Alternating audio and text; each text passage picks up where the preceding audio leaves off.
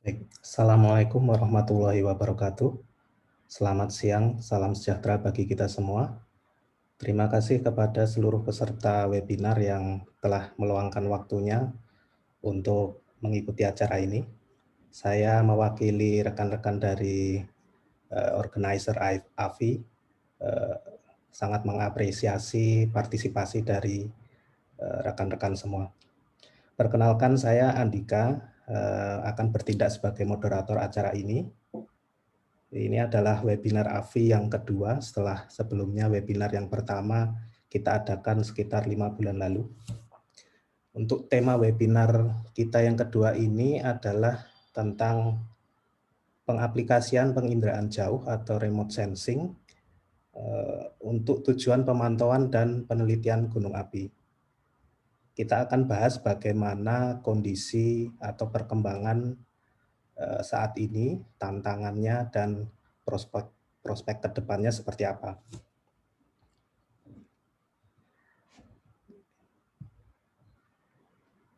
Rekaman dari webinar ini juga bisa disaksikan setelah acara selesai. Jangan lupa juga untuk subscribe channel kami di YouTube dan follow akun media sosial kami seperti Instagram, Facebook, dan Twitter. Oke, untuk mempersingkat waktu, telah hadir dua narasumber kita. Yang pertama adalah Mas Herlan. Saya bacakan CV-nya. Untuk pendidikannya, beliau menamatkan S1 di Universitas Gadjah Mada, jurusan fisika, kemudian melanjutkan masternya di ilmu lingkungan, dan terakhir beliau mendapatkan gelar PhD-nya di Posdam. Saat ini beliau aktif sebagai staf pengajar program studi geofisika di Universitas Gadjah Mada, dan research interest beliau meliputi volcano hazard assessment, lava dome morphology, kemudian ada remote sensing, digital image processing, dan lain-lain. Kemudian ini adalah beberapa publikasi terbaru beliau, meliputi penelitian di Gunung Kelut, di Gunung Anak Krakatau, di Merapi, dan lain-lain. Mas Heran, gimana? Sudah siap untuk share paparannya? Siap. Oh, ini langsung, nggak perkenalan Mas Alvar dulu. Oh, nanti Mas Oh, Alvarnya nanti setelah paparan dan pertanyaan untuk Mas Herlan. Jadi nanti ini formatnya 30 menit paparan untuk Mas Herlan, kemudian dilanjutkan langsung 15 menit pertanyaan untuk Mas Herlan, baru kita lanjutkan ke narasumber kedua, Mas Alva. Oke.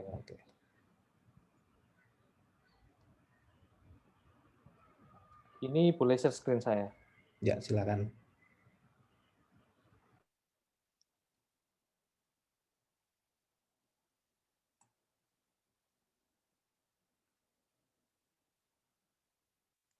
Sudah terlihat mungkin? Sudah. Sudah ya. Baik, terima kasih Mas Andika dan AFI, Asosiasi Vulkanologi Indonesia, dan para audiens. Ini saya kenal beberapa audiensnya. Jadi pada kesempatan siang dan weekend kali ini kita ngobrol santai, topiknya nggak berat, tapi ya dibikin santai aja. Jadi ini saya mau sharing pengalaman aja untuk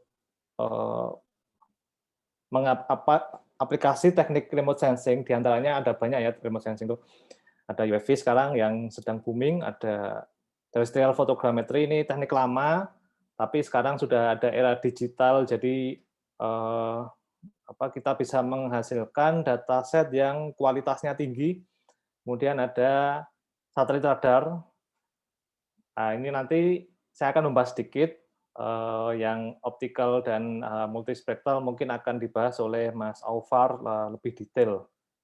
Jadi selama ini saya cukup sering bersinggungan dengan tiga hal ini, terutama UAV. Kalau UAV saya pakai selama PSD itu saya pakai UAV, jadi hal-hal teknis, kendala dan sebagainya itu apalagi di gunung api ya, di gunung api sudah sering saya jumpai. Jadi ini sebagai background, tahun 2019 saya dan tim dari BPPTKG kita naik karena kalau 2019 statusnya sudah waspada kalau nggak salah, yang Kawas tuh kalau nggak salah 2020 ya. Jadi kalau naik harus dengan BPPTKG, otoritas tempat ya.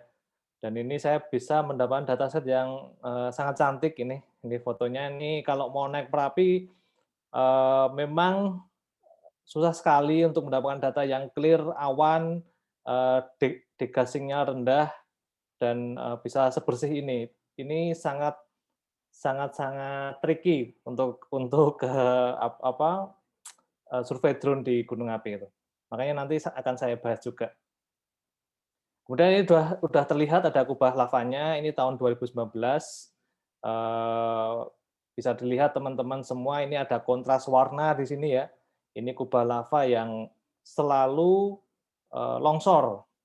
Dan ini sudah mendingin sehingga warnanya hampir sama dengan kubah. Ini kan sebenarnya juga lava deposit sebelumnya ya.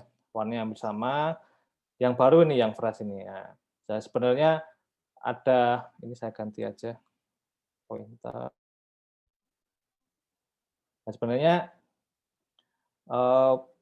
yang terjadi di Merapi tahun 2019 ya terutama itu ada magma yang selalu continuous naik, selalu terus-menerus naik. Kemudian di sini udah mulai drop temperaturnya. Temperaturnya turun, kemudian mendingin, kemudian membentuk kubah lava ini berupa blocky ya, strukturnya itu ada kayak blok-blok gitulah. Kemudian, nah ini sering sekali terjadi longsor di sini. Ini ke arah Kali Gendol, seperti itu. Jadi ini namanya mekanismenya guguran kubah lava. Jadi karena magma intrusi, kemudian sisinya sini semakin miring, tidak stabil, kemudian longsor membentuk awan panas. Biasanya kalau cuman gravitational collapse karena dorongan magma baru ini jarak luncurnya tidak sejauh kalau erupsi yang eksplosif ada gasnya seperti 2006 dan sebagainya. Dan biasanya kalau erupsinya besar itu nanti dari seismisitas juga akan terlihat dari gempanya itu. Gempanya cenderung naik, terus kemudian gunungnya ada deformasi yang cukup besar, continuous itu wah ini kemungkinan besar akan mungkin erupsi cukup besar gitu. Tapi kalau cuman guguran gitu, ya itu siklusnya Merapi. Sama seperti sekarang itu, sekarang ada kubah lava di balik tebing ini. Nah ini makanya awan panasnya seringnya terjadi di sisi barat daya. Ini sisi tenggara, ini barat dayanya sih. Dari satu slide saya sudah cerita banyak ini. Oke, next. Kenapa kok kita meneliti topografi ya? Jadi ini bentuk gunung api di Bezimiany, Rusia, Kamchatka. Jadi gunung api itu merupakan area yang sangat aktif, dinamis dalam dalam jangka waktu yang cukup lama ya. Ini bisa dilihat dari tahun 60-an sampai 2000 berapa ini? 2017. Di mana gunung api itu dia membentuk tubuhnya sendiri. Bisa dilihat karena magmanya dari dalam perut bumi naik ke atas, kemudian mendingin, kemudian ada dia membentuk tubuhnya, beberapa ada yang longsor, ya beberapa longsor membentuk tubuhnya seperti ini. Dan di sini sangat penting karena kita bisa menganalisis area mana saja sih yang bisa terkena dampak dari guguran itu. Misalkan di sini ya paling sering nanti akan ada awan panas mungkin di sini misalkan terjadi awan panas gitu ya. Karena di sini ada tebing yang mungkin menghalangi laju awan panasnya itu. Jadi pentingnya seperti itu. Pentingnya memonitor perubahan morfologi dan topografi area gunung api aktif. Jadi untuk melihat potensi bahayanya. Dan di sini salah satu tekniknya adalah remote sensing. Jadi remote sensing itu kita tidak perlu ke ke kawah, misalkan ini contoh nyata di Merapi ya, ini ada kawah Merapi. Jadi dengan teknik remote sensing kita bisa meneliti tanpa mencederai tubuh kita gitu. Dan akses gunung api tentu saja sangat sulit untuk dijangkau, dan teknik remote sensing ini bisa mengcover area yang luas, ya area yang luas, dan data yang kita peroleh itu bisa memahami suatu karakter gunung api aktif di sini, tanpa harus ke zona bahaya. Di sini, ini kalau misalkan ini kubah lava tahun 2015, tahun 2015 di Kawah Merapi. Jadi nggak mungkin saya turun ke jurang 150 meter, kemudian meneliti jalan-jalan di dalam Kawah Merapi itu kan sangat berbahaya karena di sini ada zona termal, ini dari kamera termal ya, ini zona termalnya itu sekitar sampai 100, hampir 100-an derajat di sini. Jadi ada satu titik yang dekat gas ini temperaturnya 190 atau 140 derajat Celcius, jadi sangat panas. Dan tebing sini juga panas, ini warna di sini itu sangat panas, jadi sangat berbahaya untuk manusia di situ, untuk manusia. Jadi apalagi kalau gas ini kita nggak bisa memprediksi ya ketika kita di lapangan, tiba-tiba misalkan ada intensitas gas yang naik gitu. Gasnya itu bisa masuk menyelimuti dalam kawah, kemudian kalau kita nggak pakai proper masker untuk melindungi diri ya kita bisa tidak sadarkan diri, pingsan, kemudian bisa terjadi sesuatu yang berbahaya, membahayakan kita. Makanya kita memakai teknik remote sensing. Ini juga sebenarnya ini memakai teknik remote sensing juga. Jadi sensornya sensor thermal, pakai kamera thermal ya, sehingga kita bisa dapat informasi daerah-daerah yang panas itu mana saja di sini. Jadi ternyata pinggiran-pinggiran kubah lava ini panas, daerah sini itu panas, jadi di sini itu juga panas. Jadi kalau dari visual kita tidak terlihat ya, tidak terlihat. Dikiranya kalau naik sini batunya dingin, enggak, ini kubah lava itu magma yang mendingin, jadi dalamannya panas dia, dalamannya panas. Jadi jangan sampai kita menyentuh kubah lava gunung api aktif dengan bare hand, dengan tangan telanjang itu. Jadi itu bisa sangat membahayakan. Nah ini pada webinar kali ini saya akan membahas 3 hal, yaitu tentang UAV. Di sini saya pakai 3 studi kasus, yaitu pemetaan retakan yang ada di kubah lava Merapi, kemudian data topografi yang didapatkan dari drone itu bisa untuk menganalisis ketidakstabilan kubah lava. Selain itu, data temporal beda tahun bisa digunakan untuk analisis proses erosi dan deposit ini di Gunung Gelut. Kemudian dari fotogrametri yang di darat ya, pakai lensa tele itu kita bisa memahami mekanisme guguran batuan atau mungkin intrusi juga deformasi di kubah lava. Kemudian dari data satelit ya, ini bisa kita gunakan untuk pemetaan endapan awan panas di Semeru, kemudian nanti juga ada contohnya di Gunung Api Kolima, publikasi teman saya, Edgar Zon, PhD di Jerman. Oke, kemudian kita mulai saja dari UAV. Jadi ini teknik yang sekarang sudah sangat digemari masyarakat. Hampir semuanya orang bisa fly with drone ya. Harganya juga kalau untuk riset bisa terjangkau lah. Tapi kalau untuk menggocek dana pribadi ya cukup mahal. Yang paling murah ini Mavic ini kurang lebih sekitar ya 14 jutaan rupiah. Jadi bisa kalau pakai dana riset mungkin bisa terbeli, tapi kalau dana pribadi juga cukup mahal. Dan sekarang beruntung ada kemajuan di bidang ilmu computer vision. Jadi dari foto apapun itu, tidak hanya foto udara, tapi bisa juga foto biasa ya, foto biasa. Tapi syaratnya overlap fotonya antara satu dengan yang lain. Ada bagian antara misalkan ini foto A, foto B, ada overlap sekitar 60-80%, sehingga bisa untuk merekonstruksi sebuah objek. Nah, di sini drone-nya terbang di atas gunung api aktif. Ini adalah model 3D dari foto udara UFV yang diambil tahun 2012 dengan menggunakan pesawat ini. Jadi ini adalah data 3D pertama Gunung Merapi. Waktu itu saya membantu almarhum Prof. Kirbani untuk risetnya, dan datanya ternyata berguna untuk PSD saya. Kemudian dari sini keuntungan pesawat ini daya jelajahnya tinggi, jadi dia bisa mengcover area yang lebih luas daripada drone-drone pabrikan ya. Di sini yang paling laku ya sebut saja DJI Phantom, DJI pabrikannya DJI itu sangat laku untuk riset. Jadi kalau ini kita manufaktur ya sendiri, dibantu oleh timnya dari Bandung, saya lupa, Mas Dian Hakim kalau nggak salah. Jadi ini bisa flying di atas gunung api aktif. Nah, ini ada 3 syarat pengambilan data.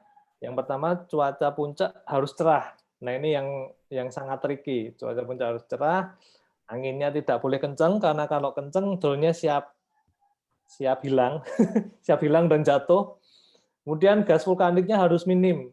Ini adalah kondisi yang sangat tricky gitu.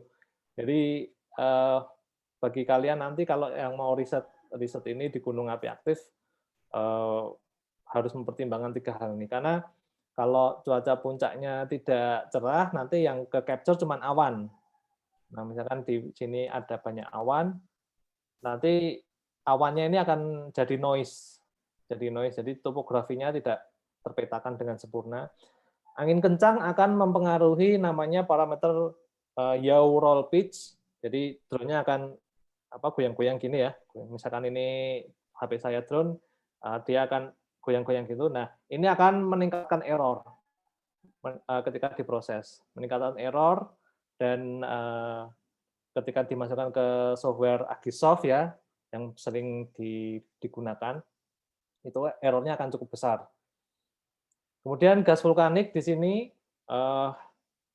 seperti ini. Ini noise ini, daerah sini ketika saya ambil itu cukup degassing, jadi di sini point cloud-nya agak noisy, agak banyak noise, sehingga juga ketika diinterpolasi itu topografinya tidak sesuai kenyataan, ada geriginya itu bentuk permukaan buminya. Jadi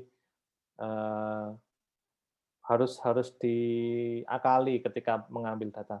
Jadi ada istilah garbage in, garbage out. Kalau data setnya jelek, ya besar kemungkinannya hasil olahannya juga jelek gitu.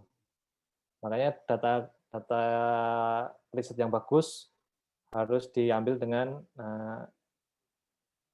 SOP yang bagus. Ini contoh hasilnya. Jadi ini tahun 2012, ini tahun 2015. Jadi sangat clear ya, sangat clear. Saya cukup beruntung dapat cuaca yang cerah seperti ini. Jadi dari data foto udara drone ini tahun 2012 kita bisa memetakan retakan. Jadi ini warna merah ini ada retakan-retakannya kubah lava itu. Jadi kalau saya buka di perangkat lunak gitu ya, saya zoom in itu kita terlihat jelas sekali retakannya itu di mana saja. Kemudian ini tahun 2015 juga kita bisa tahu retakannya di mana aja, dan di sini kita bisa menganalisis daerah konsentrasi retakan itu di mana saja, dan ternyata retakannya memang terkonsentrasi di bagian tengah kubah lava. Jadi ini kita bisa menganalisisnya dengan menggunakan densitas ya, density kernel biasanya di QGIS atau di ArcGIS ada density gitu, tinggal di run saja secara teknis, nanti kita bisa dapat area-area yang kubah lava itu banyak retakannya di mana gitu. Kenapa kita memetakan retakan? Karena simple, kalau magma mau naik ke atas, tentu saja dia mencari zona lemah. Dia akan mencari zona lemah ya yang banyak retakannya gitu. Makanya kubah lava Merapi berikutnya dia muncul di tengah-tengah ini. Jadi saya istilah istilah Jawanya nggak gumun gitu. Saya nggak heran kalau kubah lavanya itu tahun 2018 muncul di sini. Karena ya memang banyak rekahan di sini, banyak retakan tengah-tengah kubah lava. Di bagian lainnya tidak banyak retakan dia di bagian lainnya. Dan ini punya arah yang sama. Ini punya arah yang sama, jadi retakannya ini mengontrol erupsi freatik 2012 sampai 2014 dan lokasi kubah lava baru. Kubah lava 2018, sorry, bukan yang kalau baru kan sekarang ada yang Barat Daya dan Tengah Kawah ya. Jadi kubah lava 2018.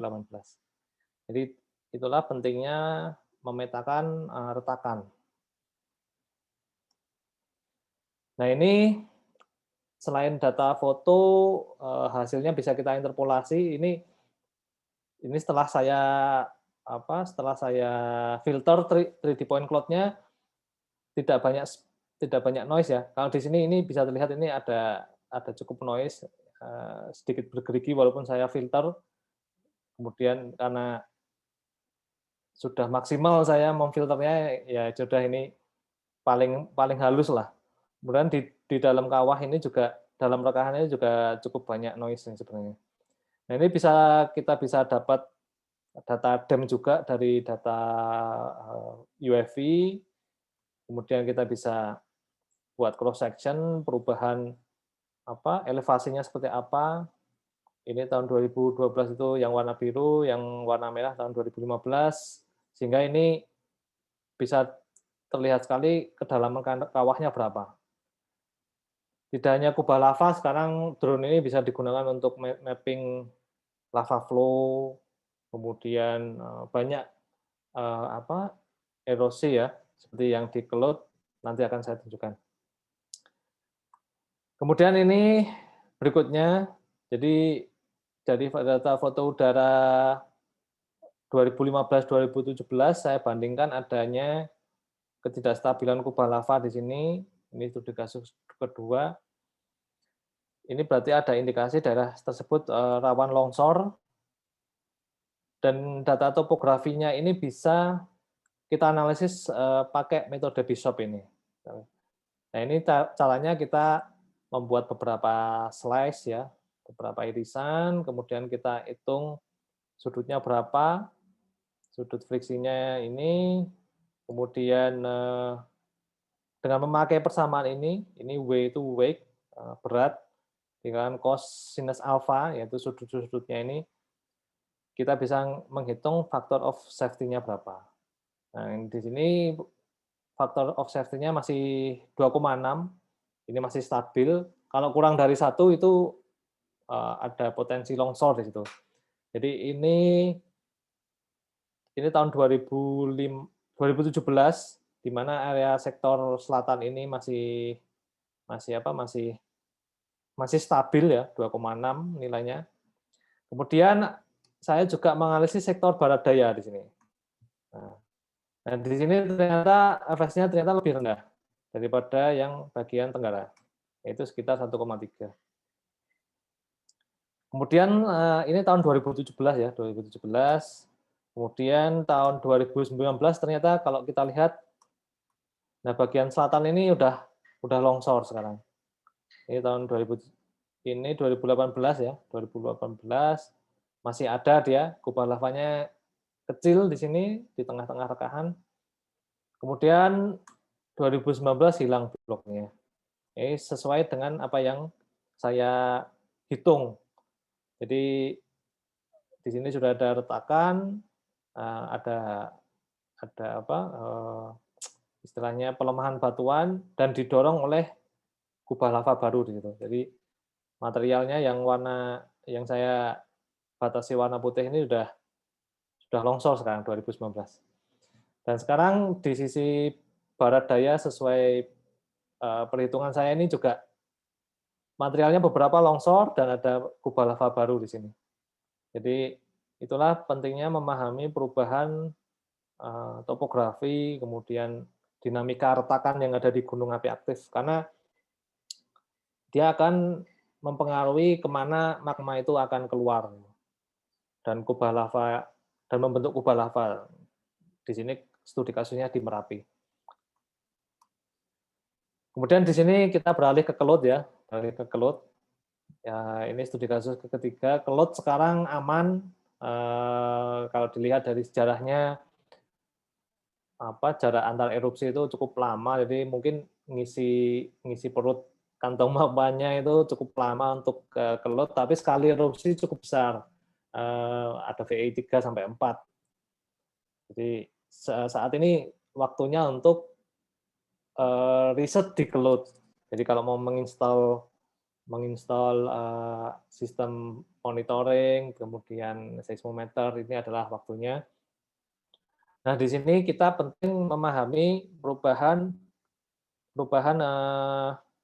morfologi ya, morfologi dan topografi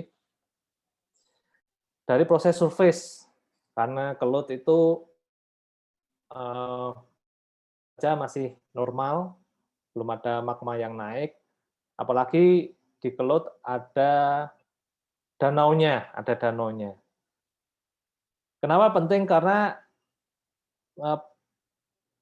ketika hujan deras di sini kan ini kan lereng Gunung Kelut ya, lereng kawah, dalam kawah.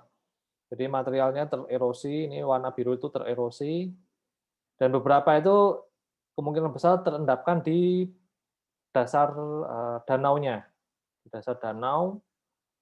Bahayanya adalah ketika sedimentasinya itu sudah berlangsung mungkin dalam waktu 5-10 tahun mungkin, dasar danaunya ini jadi terblok ya, keblok, apalagi kalau ada fracture aktif gitu, ada retakan aktif di bawahnya yang ketutup sedimen tebal, dia bisa menyebabkan overpressure, tekanan gas berlebih, dan bisa memicu erupsi freatik. Jadi pentingnya memahami proses erosi dan deposit di kawah gunung api aktif seperti Kelut itu seperti itu.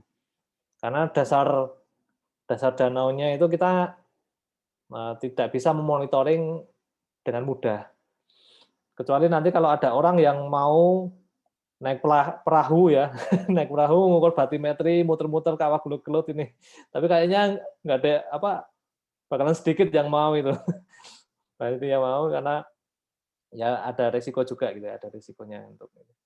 Atau sekarang sudah ada teknik itu pakai remote control juga bisa, remote control batimetri. Jadi di sini ada rekan-rekan dari mungkin PVMBG atau Badan Geologi itu bisa lah melakukan perubahan topografi itu. Ini usul dari saya itu. Dan di sini bisa dilihat ada rainfall season di sini, ada musim hujan yang cukup deras di daerah Malang mungkin dan sekitarnya, daerah Gunung Kelut ya. Kayaknya ini stasiunnya saya ambil di Malang deh, BMKG Malang. Tapi ini untuk menunjukkan bahwa ya ini kita berada di negara tropis, ada faktor eksternalnya, yaitu curah hujan yang tinggi yang bisa mempengaruhi aktivitas suatu gunung api dari eksternal. Nah, challenge-nya seperti yang sudah saya jelaskan tadi, ketika kita survei drone, UAV, point cloud-nya akan banyak noise seperti ini. Apalagi di daerah yang tidak bisa terjangkau oleh UAV. Di sini akan ada void area yang tidak tersampling karena cliff-nya benar-benar tegak lurus, sedangkan drone-nya mengambil nadir ya dalam bahasa ininya ilmiahnya, jadi tegak lurus gini, jadi ini tidak tersampling sehingga akan ada void. Kemudian di daerah yang geometrinya kompleks itu akan ada uncertainty. Jadi SFM itu kan ada dia algoritmanya feature detection dulu, kemudian dimatchingkan, kemudian diproyeksikan dapat 3D. Nah, nanti ketika kita bahasa awamnya kita interpolasi, nanti permukaannya jadi tidak benar seperti ini. Ini ada errornya seperti ini. Ini harusnya lurus, ya harus lurus. Jadi ada muncul error seperti ini. Ketika kita buat model permukaan buminya. Ini juga ada sedikit noise di sini. Ada apa? Sedikit spike gitu ya, sedikit spike.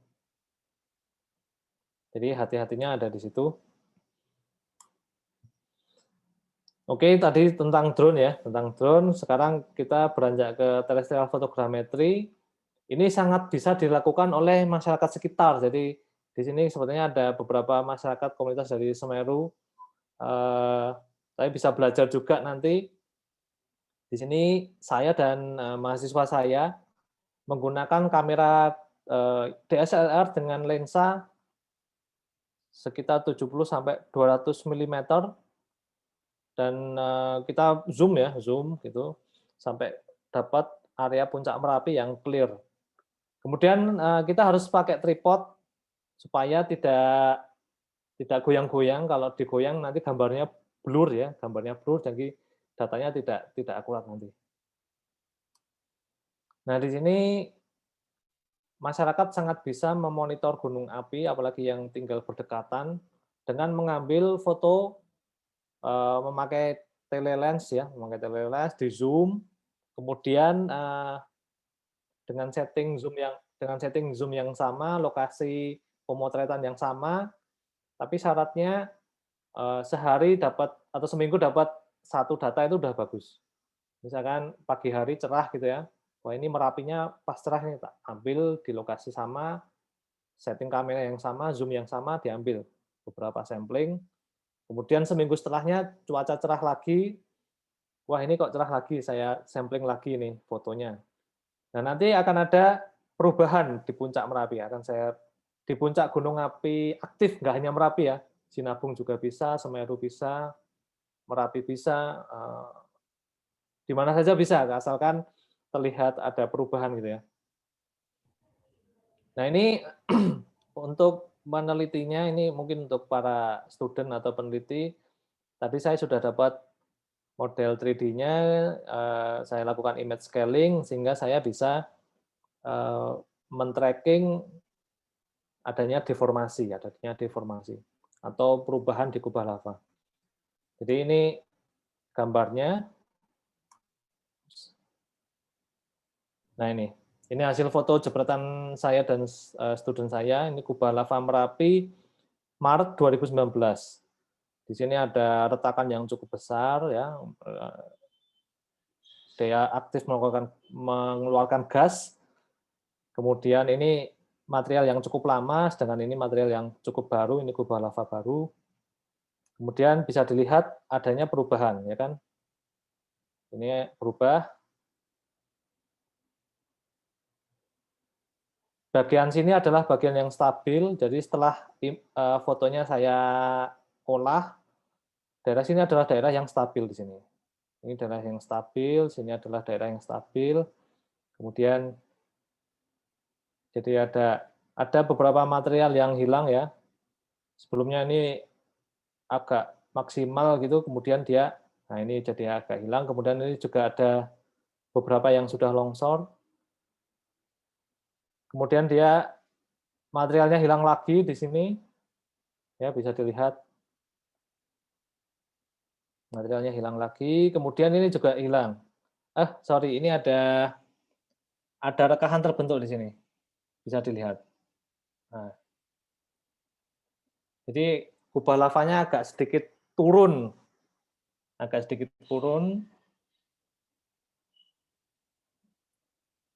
Oke, kemudian ada turun lagi ya, di sini. Jadi bagian sini sudah hilang, bagian sini, jadi sangat dinamis. Kemudian di sini ada material naik lagi, artinya magmanya naik ya,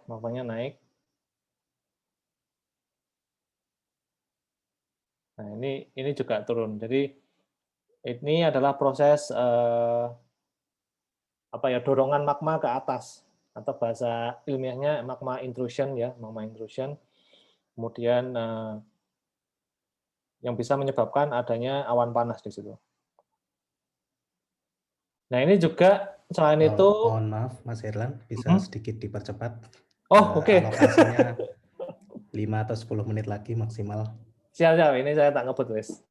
Jadi ini selain itu data foto itu bisa kita rekam ya. Jadi setiap ada dorongan itu pasti ada bagian yang tidak stabil. Jadi ini kita dengan teknik pixel tracking kita bisa menghitung kecepatan guguran itu bisa berapa itu. Di sini maksimal saya hitung 90 meter per second, jadi cukup cepat. Oke, selanjutnya aplikasi satelit radar untuk monitoring aktivitas gunung api aktif. Jadi kita hidup tropis ya, banyak awan. Kadang-kadang gunung api itu ya juga diselimuti awan tebal, jadi susah untuk monitoring gunung api aktif di area puncaknya karena ketutup awan kadang-kadang. Sehingga ini radar salah satu solusinya, dan ini bisa untuk memetakan deformasi, memetakan perubahan morfologi, memetakan endapan awan panas. Langsung saja ini papernya Edgar Zorn, rekan saya di GFZ Potsdam. Dia pakai data satelit komersial radar, namanya Terasar X dari Jerman. Ini satu scene itu harganya sampai 35 sampai 70 juta. Jadi kalau mau meneliti pakai satelit radar ini harus punya funding yang cukup besar itu. Jadi satu gambar ini areanya 4 kali 3,7 itu harganya sekitar segini. Ini saya play saja. Bisa dilihat ini proses vulkanisme yang sangat menarik ya di Gunung Api Kolima. Ini tahun 2013, 2014. Ini ada sepertinya ini lava flow ya. Lava flow di sini. Kemudian ada erupsi yang sangat besar, sepertinya ini awan panas yang membuka kawah puncak Gunung Api Kolima, Meksiko. Jadi terbentuk kawah yang sangat cukup dalam. Ini periodenya 2013 sampai 2016. Nah, ini saya ulangi lagi karena ini dataset yang sangat mahal ini. 2013 sampai 2016 ini sangat mahal. Jadi ini fungsinya untuk memetakan endapan-endapan vulkanik. Sangat penting bagi memahami karakteristik gunung api yang bersifat komposit ya, komposit stratovulkanus seperti ya pada umumnya Semeru, Merapi, Sinabung dan sebagainya. Nah, ini di Semeru. Jadi kita pakai Sentinel-1 yang free, tapi kelemahannya Sentinel itu resolusinya jelek seperti ini. Tidak seperti Terasar X yang resolusinya 1 meter. Ini 10 meter, tapi bisa kita lihat Semeru ini dia ada endapan awan panas di sini. Jadi kita bisa memperkirakan jarak luncurnya sampai di sini, ternyata jarak luncurnya. Kalau saya hitung sekitar 2 kilo dari puncak, guguran awan panas Gunung Api Semeru ini kalau nggak salah tahun 2019 atau 2020 ya, 2020. Sehingga ini dengan menggunakan teknik amplitude change detection atau perubahan amplitude kita bisa memetakan area endapan awan panas ini di merah-merah ini. Oke, untuk summary, jadi ketiga teknik ini semuanya prospek, apalagi UAV ini untuk memetakan topografi. Kalau ada rekan-rekan dari Badan Geologi, PVMBG, saya sarankan untuk memetakan semua gunung api pakai drone. Ini sangat penting untuk mapping. Apalagi nanti kalau sensornya ada sensor thermal ya, sensor thermal itu sangat bagus. Tapi tantangannya cuaca di gunung itu sangat ekstrim, potensi drone hilang itu sangat tinggi, jadi hati-hati. harus feeling antara cuaca dan drone itu harus ada. Dan yang kedua, saya menemukan perizinan terbang yang cukup kompleks antar instansi. Jadi saat ini saya punya riset untuk membuat develop UAV, tapi ketika mau tes selalu harus izin ke Lanut, terus ternyata agak kompleks, padahal cuaca cerah tidak dapat izin. Wah, ini kita kehilangan data di situ.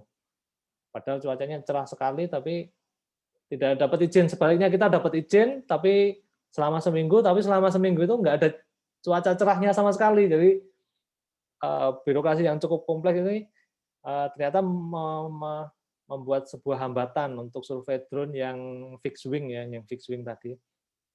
Karena sekarang kalau gunung apinya aktif seperti Merapi, naik ke puncak itu berbahaya juga, naik ke Pasar Bubrah itu juga berbahaya. Nah, untuk mengolahnya juga kita butuh hexpack komputer, kalau datanya foto udaranya sampai ribuan, kalau speknya biasa itu komputernya bisa menyerah nanti.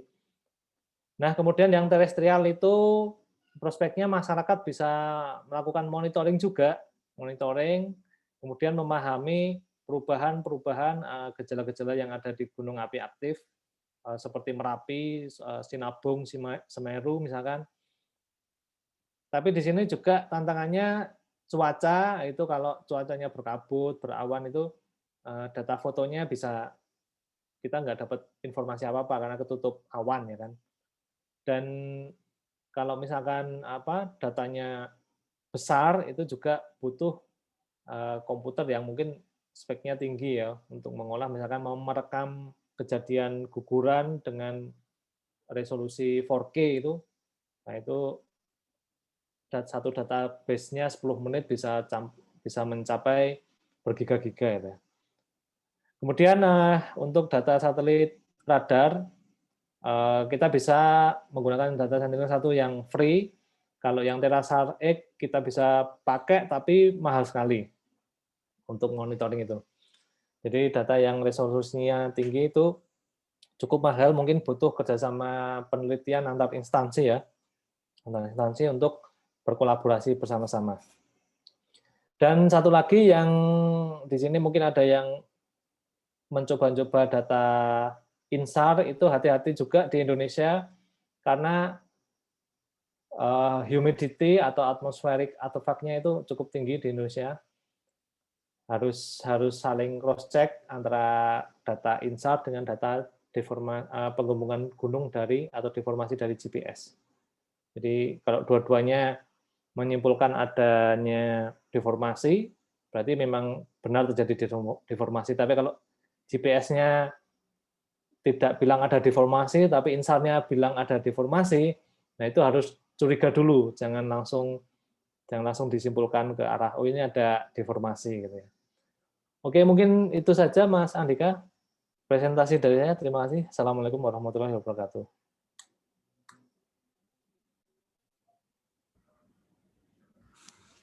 Baik, demikian paparan dari Mas Herlan.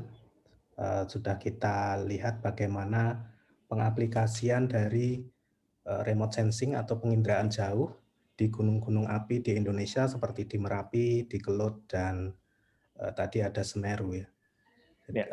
Sekarang kita buka sesi pertanyaan. Silakan bagi yang ingin bertanya bisa berinteraksi langsung dengan narasumber ataupun juga bisa menuliskan pertanyaannya di kolom chat. Nanti akan kita bacakan pertanyaannya.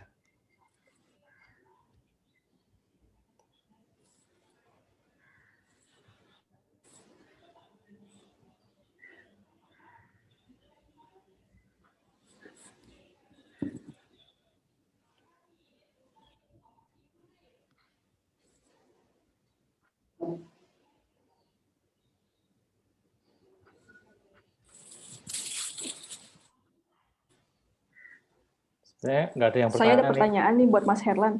Oh, ada. Ada. Ini melakukan ini UAV ini kan tadi ada 3 syarat ya. Kan ada 3 syarat.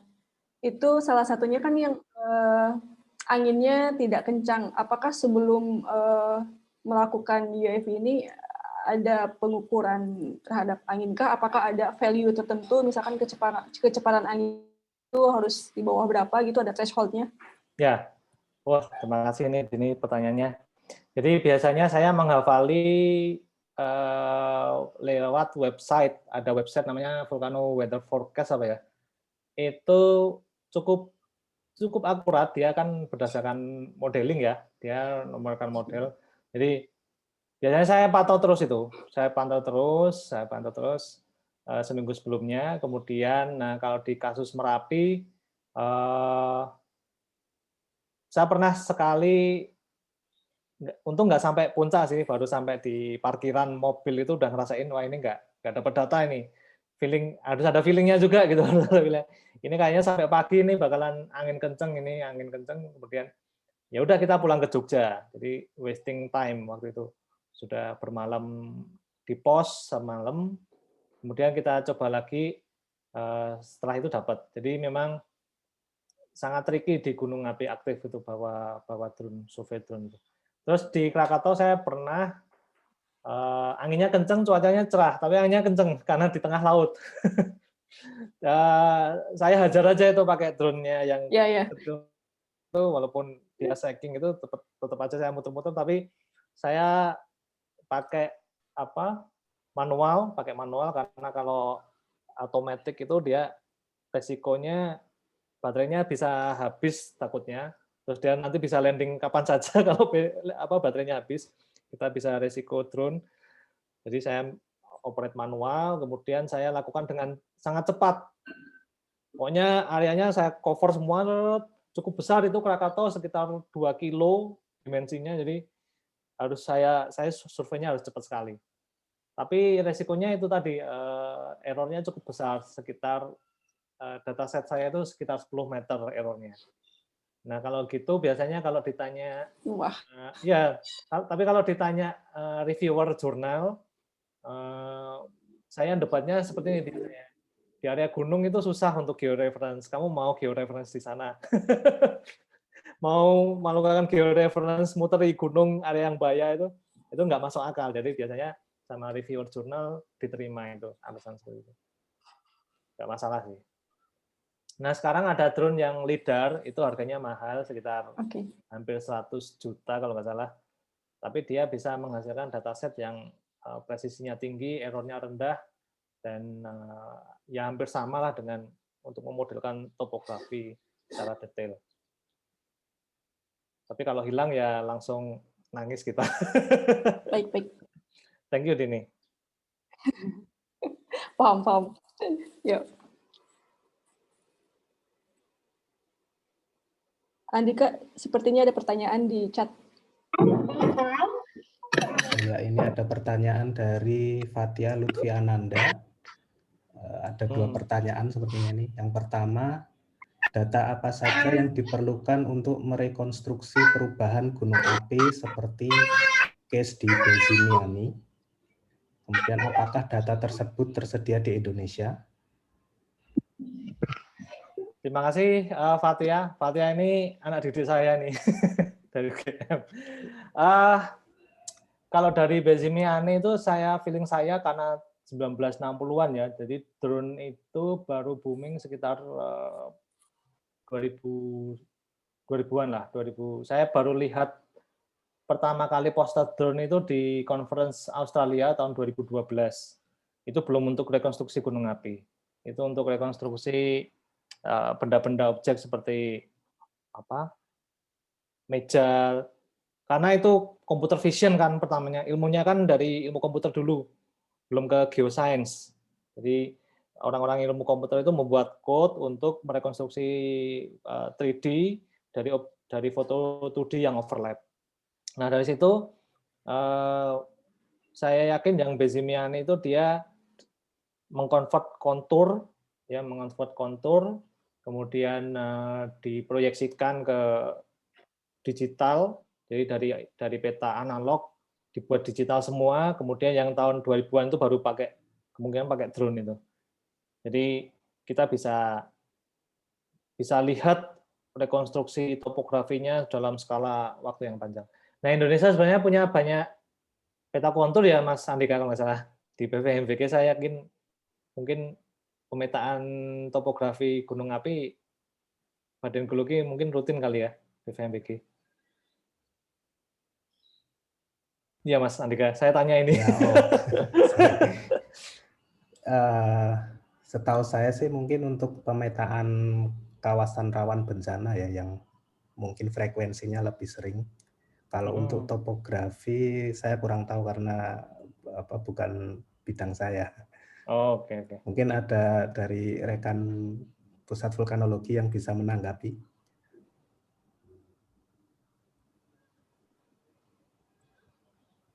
Oke, atau kita ke pertanyaan selanjutnya itu masih dari Fatia.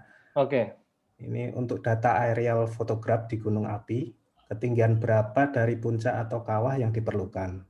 Dan sensitivitas untuk perubahan itu berapa magnitudenya? Dalam meter atau dalam senti atau dalam milimeter? Ya.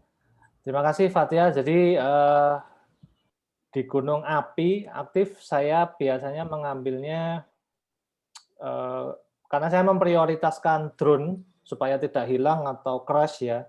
Karena kalau survei saya biasanya cuma bawa 1 drone. Saya belum beli drone lagi. Saya mengambil titik tertinggi dari gunung api itu. Misalkan di Merapi itu titik tertingginya sekitar 2.900 sekian, 50-an atau 40-an sekian ya. Yang ada di sisi utara kalau nggak salah, itu bagian puncak yang paling tinggi. Nah, saya biasanya mengambil 100 meter di atasnya. Kalau saya terbang dari Pasar Bubrah itu.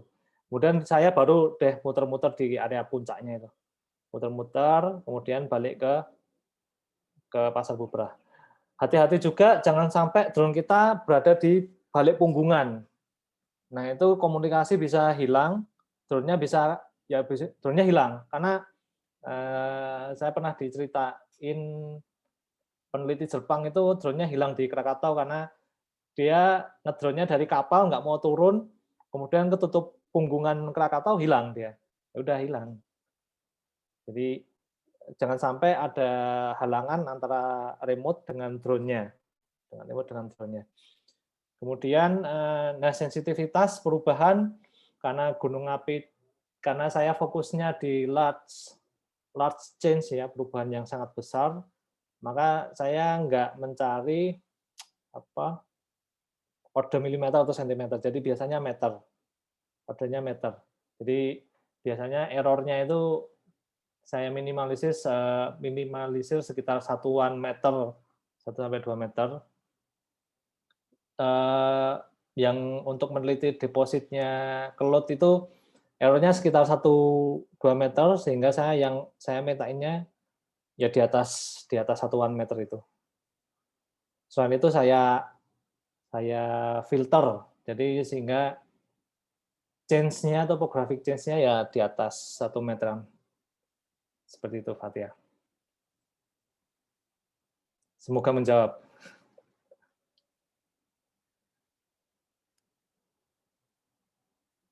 Oke. Baik, kita tunggu 1 pertanyaan lagi jika ada.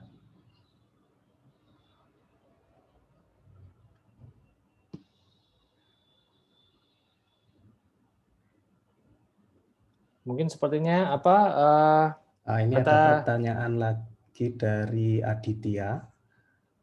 Pertanyaannya, bagaimana penentuan nilai GSD untuk aplikasi monitoring gunung api? Nilai GSD itu GCP ya maksudnya? Singkatan Ground Sampling Distance. Ground Sampling Distance. Ini maksudnya jarak dari, ini ya, Dam of Difference bukan ya? Hampir sama. Resolusi. Ngomong aja, Mas. Silakan Mas Aditya. Kita ngobrol.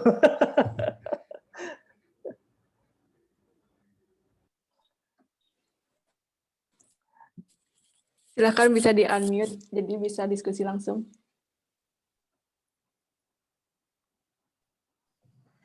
Iya, terima kasih ya Mas. Ini maaf nih, ground sampling distance maksudnya tadi ya. Jadi kan kalau kita pakai biasa menggunakan drone itu ada nilai piksel yang kita perhatikan gitu. Kebanyakan ada yang untuk melakukannya itu ada yang pakai koreksi yang tadi disampaikan, koreksi geometrik. Kalau tadi kan sudah tidak disampaikan bahwa tidak melakukan koreksi geometrik ya, maksudnya. Ya. Nah, jadi bagaimana menentukan nilai GSD-nya gitu maksud saya, kalau tidak pakai itu. Nah gitu Mas. Oh, biasanya kalau saya itu GSD ini kan terkait resolusi ya, resolusi drone misalkan semakin dekat nanti 3D point cloud-nya semakin detail gitu ya Mas ya. Dan ortonya juga resolusinya semakin tinggi ya. Iya, salah satunya itu sih Mas. Jadi efeknya salah satu ya, ketika kita setting main drone itu kan biasanya kita berapa, kita setting dulu tuh path flight-nya, tinggi terbangnya. Betul. Meter ya, pada begitu. Gimana tuh? Selama ini kalau saya itu seringnya tidak pakai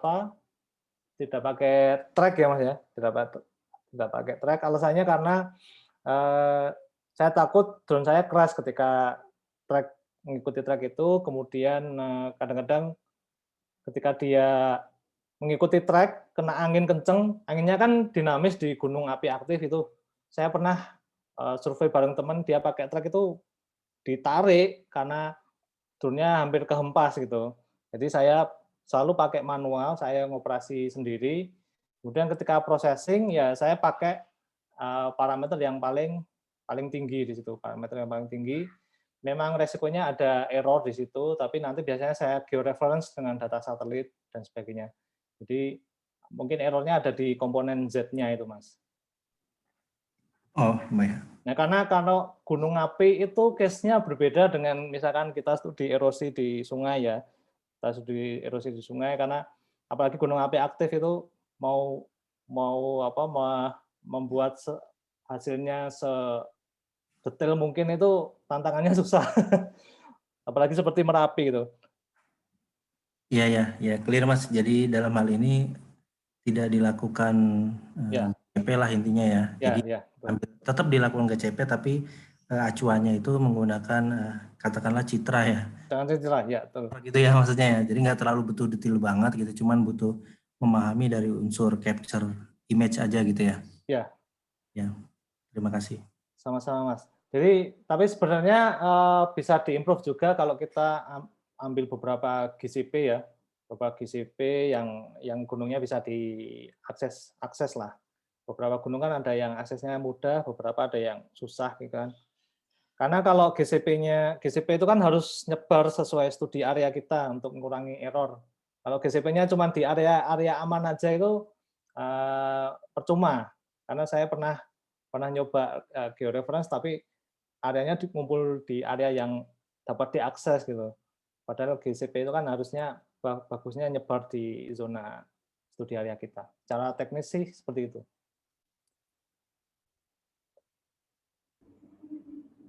Baik, saya kira untuk sesi dengan Mas Irlan sudah cukup.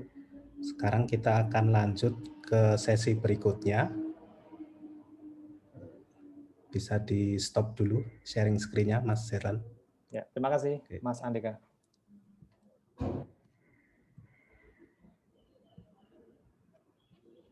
Oke, untuk yang berikutnya narasumber yang kedua ada Mas Aufa, nama lengkapnya Muhammad Aufa Ristama. Beliau memperoleh gelar S1-nya di Universitas Pajajaran, kemudian melanjutkan studi masternya, ini dual degree ya kayaknya, di University of Twente dan University of Iceland. Kemudian terakhir beliau memperoleh gelar PhD-nya di University of Iceland.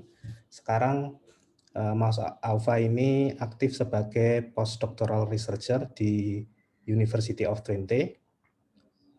Sebelumnya juga menjadi postdoctoral researcher di University of Iceland. Research interest beliau meliputi ada natural hazard, fluid flow modeling, kemudian ada numerical analysis, cloud computing, dan berikut beberapa publikasi beliau yang terbaru.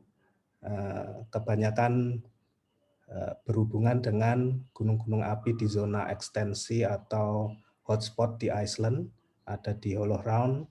Kemudian bisa kita lihat juga beliau pernah melakukan analisis thermal model lava di Gunung Agung ketika peristiwa erupsi tahun 2017.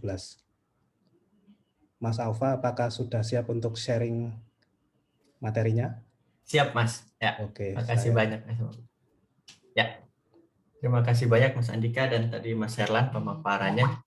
Sekarang saya coba memaparkan bagian dari saya sebentar. Oke, sudah terlihat? Sudah. Oke, ya. Terima kasih semua partisipan yang hadir dalam webinar ini dan terima kasih Afi sudah mengakomodir sharing session kali ini. Jadi sebenarnya sekarang saya akan membahas lebih ke, tadi kan kalau Mas Herlan lebih ke detail, zoom pakai apa namanya drone, detail, dan sekarang saya mau zoom out sedikit ke luar angkasa lah ceritanya. Lebih banyak tentang satelit, dan banyak tentang, ada sedikit menyinggung UAV, bukan UAV yang drone, tapi UAV lebih ke aeroplane. Dan juga bagaimana prospek ke depan sih remote sensing ini untuk riset gunung api. Nah, outline-nya kurang lebih seperti ini, apa itu remote sensing volcano. Saya bakal mulai dari challenge-nya dulu. Sebelum current state, saya mau challenge-nya apa sih sebenarnya sekarang remote sensing volcano, terutama di thermal. Terus statusnya sekarang seperti apa, penelitian-penelitian yang ada, dan juga bagaimana masa depannya. Oke, sekarang kalau kita menyebut remote sensing volcanoes, sepertinya lebih ke produksi volcano ini apa aja yang bisa kita teliti. Ada gempa bumi, ada deformasi, tentunya seperti Mas Herlan tadi, ada deformasi, ada perubahan, ada gas yang keluar, tentunya ada sound, ada gemuruh, yang makanya peneliti coba pakai infrasound. Dan di sini saya garis merahi, tanda merahi itu heat atau panas, thermal. Di sini yang saya tertarik di sini. Tadi Mas Herlan juga sudah menyinggung thermal ini important, jadi kita bisa melihat bagian-bagian mana saja yang panas, mana yang aktif, mana yang tidak aktif, seperti itu. Jadi prinsipnya simpel, kalau panas itu kan sebenarnya temperatur lebih tinggi dari sekeliling atau temperatur dari background. Tapi nyatanya kalau volcano karena dia terlalu ekstrim produksinya seperti lava, pyroclastic flow. Jadi detail dari temperatur itu kita harus tahu ini seperti apa. Nah, bagaimana challenge-nya kalau kita menggunakan thermal remote sensing dari satelit? Kita tahu satelit dari luar angkasa kan, dan resolusinya pun tidak sebagus dari drone misalnya 1 meter atau bisa sentimeter. Kalau di satelit itu dari 1 kilometer sampai 3 meter itu ada. Jadi 30 meter medium resolution-nya. Jadi bagaimana sih? Nah, sekarang apa saja yang kita punya di thermal remote sensing untuk memonitoring khusus untuk gunung api? Saya bisa bilang sekarang nothing, kita nggak punya apa-apa untuk monitoring volcano. Kita nggak punya satelit khusus untuk monitoring volcano, tidak punya istilahnya sensor khusus lah untuk monitoring thermal dari satelit. Jadi juga nggak ada yang dikhususkan misi untuk vulkanologi, dan juga kita nggak punya apa namanya sesuatu yang khusus lah untuk vulkanologi. Tapi kita masih punya satelit lainnya, satelit thermal tentunya yang didesain untuk militer, untuk sivil, untuk industri, yang bisa juga kita pakai untuk aplikasi vulkanologi. Tentunya di sini kita punya limited ya. Di sini datanya ya tentu nggak perfect dari segi misalnya kita mau analisis temperaturnya.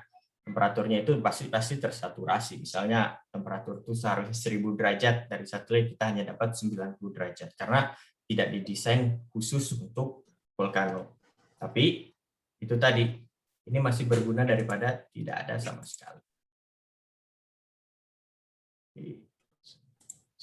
Nah, selanjutnya apa sih untuk analisis thermal yang bisa kita gunakan panjang gelombangnya, karena di sini panjang gelombang ini sangat berguna untuk menganalisis thermal. Nah, di sini temperatur yang tinggi bisa kita analisis dengan shortwave infrared yang punya panjang gelombang 1,1 sampai 3 mikrometer.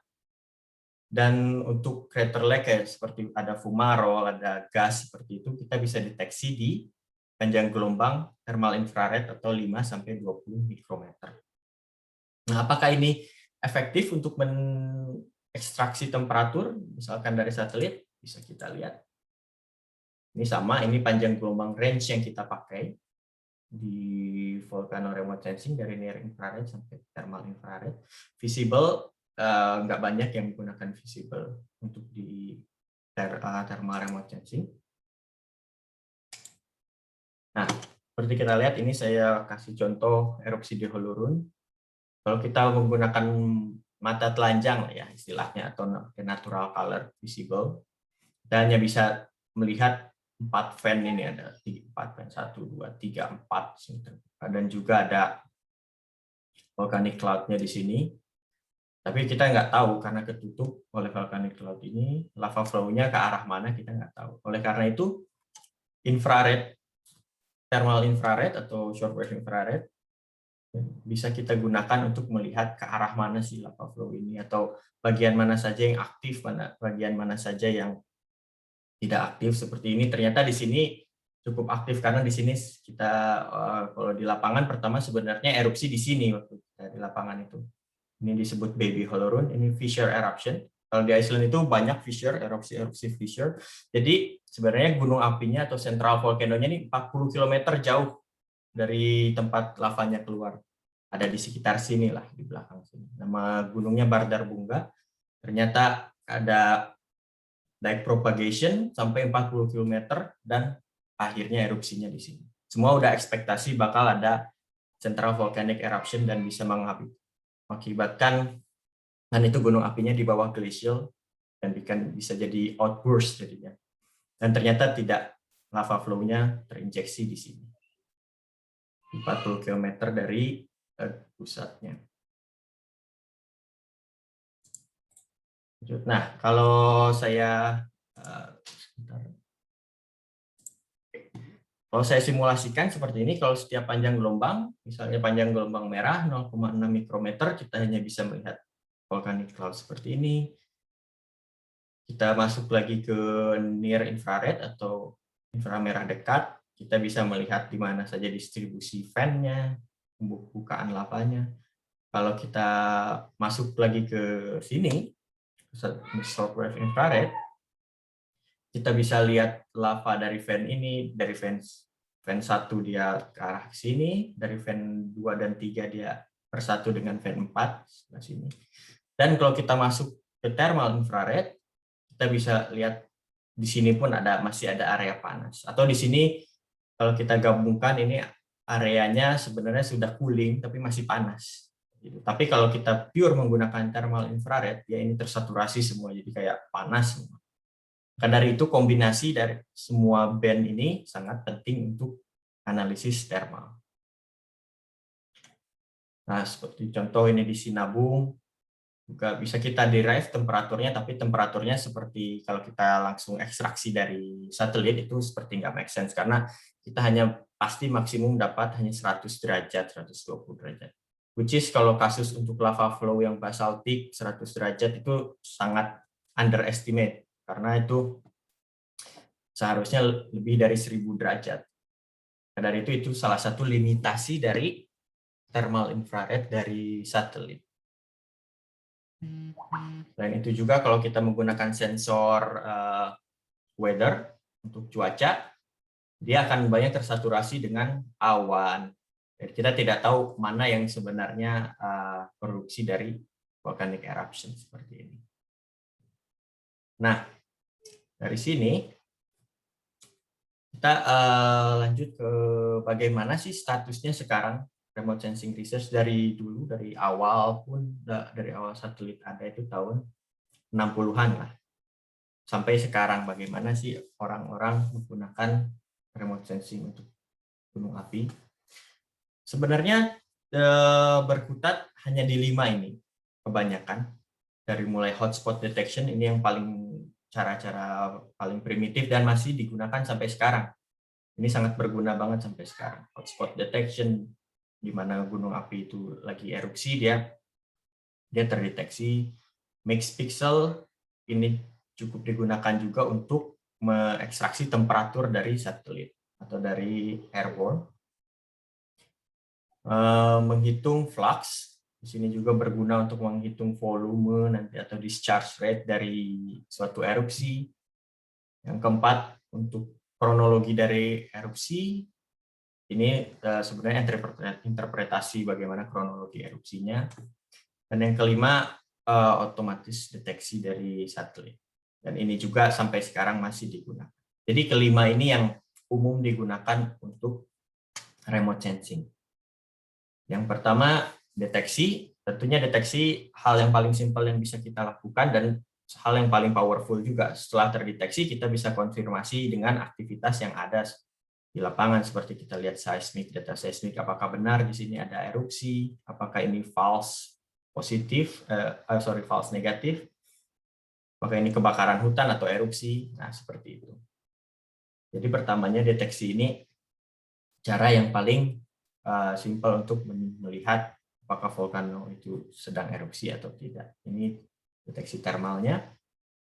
Terus mixed pixel atau pixel campuran, karena setiap pixel itu dia campur seperti ini. Saya kasih contoh, misalnya ada pixel seperti ini, satelit 30 meter kali 30 meter. Nah, mixed pixel itu tujuannya untuk mengekstraksi beberapa subpixel yang ada di dalam sini. Misal temperatur di sini terdeteksi hanya 100 derajat Celcius, sedangkan tidak mungkin lava bertemperatur seperti ini. Jadi tujuan mixed pixel ini untuk menseparasi, dimodelkan beberapa pixel yang ada di dalam 30 meter itu menjadi temperatur yang panasnya berapa derajat, misalnya 1000 derajat, temperatur yang dinginnya berapa derajat, seperti itu. Jadi ini prinsipalnya lebih ke modeling, menggunakan yaitu tadi panjang gelombang, short range infrared, thermal infrared, near infrared, untuk mendapatkan seperti ini temperatur 1080 derajat dengan portion sekitar 15% seperti itu. Nah, dari situ kalau kita tahu temperatur, kita bisa tahu karakteristik dari lava.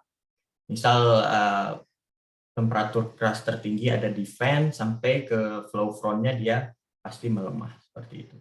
Dan ini sudah pastian, ini di Longhumai Eruption tahun 1989, penelitian oleh Oppenheimer tahun 91, saya coba di Holorun tahun 2014-2015 dan memiliki hasil yang sama untuk lava flow karakteristik. Karena kalau lava flow misalnya di sini ada vent, tentunya lava di sini lebih baru lah, lebih fresh dibanding yang frontnya di depannya ini dia sudah terbentuk crust, yang disebut crust, dan di sini sudah flow core-nya di sini. Sedangkan di sini belum terbentuk crust, di sini masih di. Maka dari itu temperatur sini pasti lebih tinggi dari yang di depan.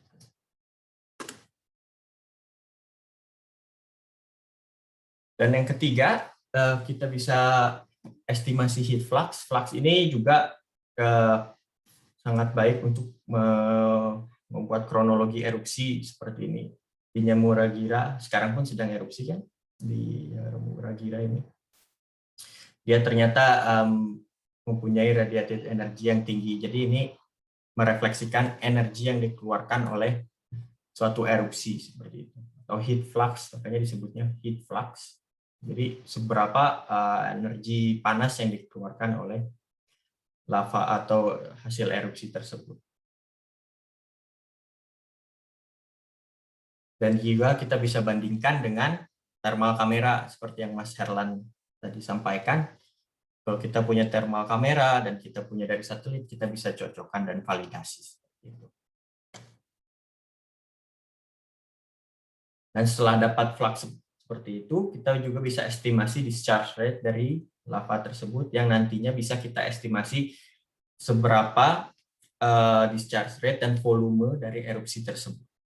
Dan kita cocokkan juga dengan pengukuran misalkan GPS di lapangan atau seperti yang Mas Herlan tadi gunakan, bisa kita menggunakan 3D modeling dari hasil erupsi, misalkan lava flow, kita hitung volumenya, dan kita bisa bandingkan dengan discharge rate yang kita dapatkan dari satelit. Dan automatic detection, nah ini sebenarnya sudah ada dari tahun 2022, Wright et al. Dengan Motvog-nya kan, automatic detection dari suatu gunung api. Nah, di sini sebenarnya dulu kan dari zaman saya lah, bingung bagaimana kita mempunyai data sebanyak ini itu, sedangkan kita nggak punya komputer yang canggih, nggak punya processing power yang cukup mumpuni. Tapi ini saya akan bahas nanti di prospek ke depannya seperti apa. Dan ini ternyata bisa kita lakukan dengan komputer kita sendiri sekarang untuk mendeteksi volcano seperti ini, dan kita meredaksi discharge-nya dan volume lava yang keluar dengan hanya satu klik dari komputer kita. Seperti apa nanti akan saya bahas lebih lanjut. Nah, sekarang di era sekarang ini banyak sekali penelitian tentang volcano remote sensing, dari mulai pre-eruption saat masa-masa unrest-nya, tentunya di sini mostly geophysics sama geodesi yang bermain. Selama erupsi tentunya semua bidang geoscience bermain, dan post eruption biasanya orang geologi tertarik dengan depositnya, dengan mineralnya seperti apa dan apa saja di dalamnya, seperti itu. Nah, sekarang misal di pre-eruption, kita bisa ambil contoh di Kilauea 2018, kita bisa processing data INSAR dan melihat sebenarnya ada apa yang terjadi, dan kita bisa koneksi dengan thermal seperti ini.